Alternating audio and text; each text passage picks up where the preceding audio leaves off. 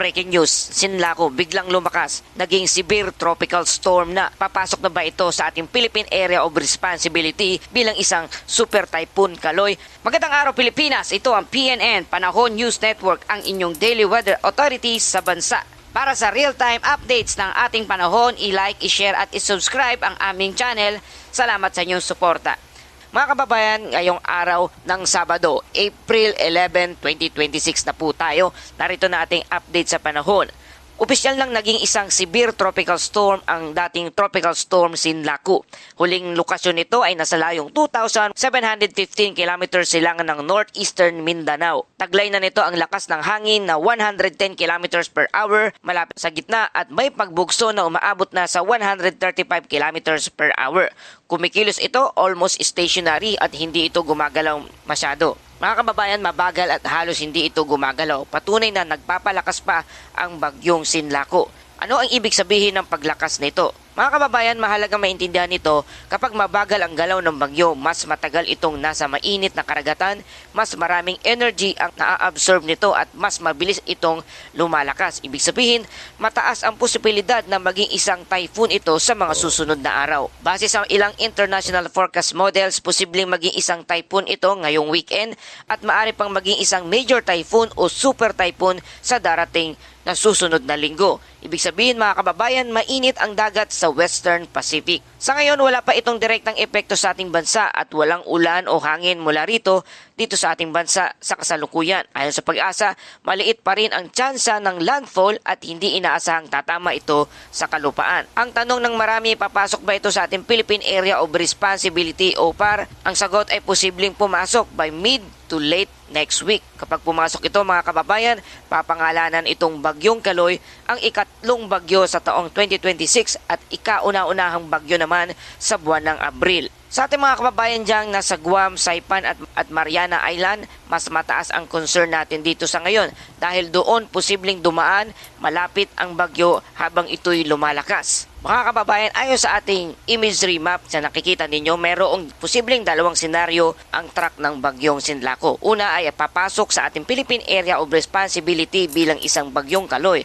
At ang ikalawang senaryo naman ay posibleng lilihis pa hilaga o magre-recurve. Sa kasalukuyang mas lumalakas ang recurvature possibility ng bagyong Sinlaku. Habang malayo pa naman ang bagyong Sinlaku, matinding init ang nararamdaman ngayon dito sa ating bansa na mayroong maximum temperature na umaabot sa 35 degrees Celsius at ang minimum temperature naman ay umaabot sa 24.9 degrees Celsius. At ang humidity ay nasa 40 to 84%. Kaya ang resulta, mainit at malinsangan sa maraming lugar. At ako naman tayo sa ating panahon dito sa ating bansa, ridge of high pressure area pa rin ang nakakaapekto sa eastern northern Luzon.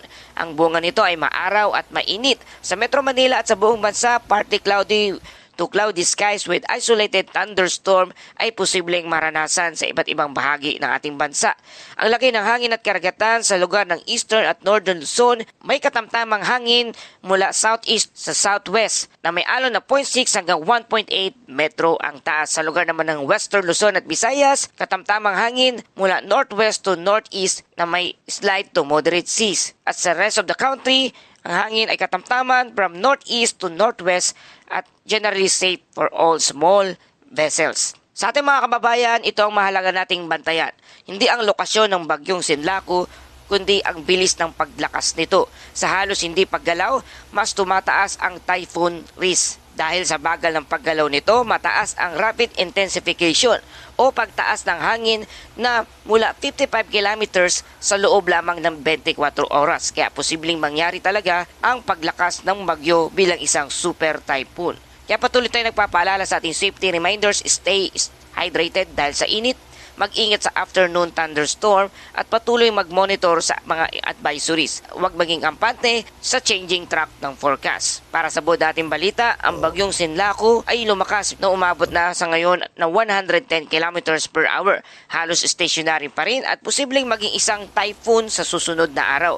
Walang direktang epekto dito sa ating bansa at mainit pa rin ang nararanasan sa buong bansa. Mga kababayan, kapag ang bagyo ay hindi gumagalaw, iyan ang panahon na dapat mas tutukan dahil minsan sa katahimikan nagsisimula ang pinakamabilis napaglakas nito. At ako naman tayo sa ating Bible verse of the day mula sa Isaiah chapter 41 verse 10, huwag kang matakot sapagkat ako'y sumasayo. Mga kababayan, sa gitna ng pabago-bago ng panahon, manatiling tayong payapa at matatag sapagkat nangako ang ating Panginoong Hesus na huwag tayong matakot sapagkat lagi niya tayong sasamahan. Ano man ang bagyo, ano man ang sitwasyon, ano man ang panahon, nariyan ang Diyos na handang umalalay, umantabay at magbibigay ng kalakasan at kapayapaan sa lahat ng ating takot. Panginoon, tulungan niyo kami na patuloy na magtiwala at manalig sa iyong kapangyarihan. Ingatan niyo kami sa bawat araw at alisin niyo ang lahat ng takot na nagdudulot sa amin sa mundong ito.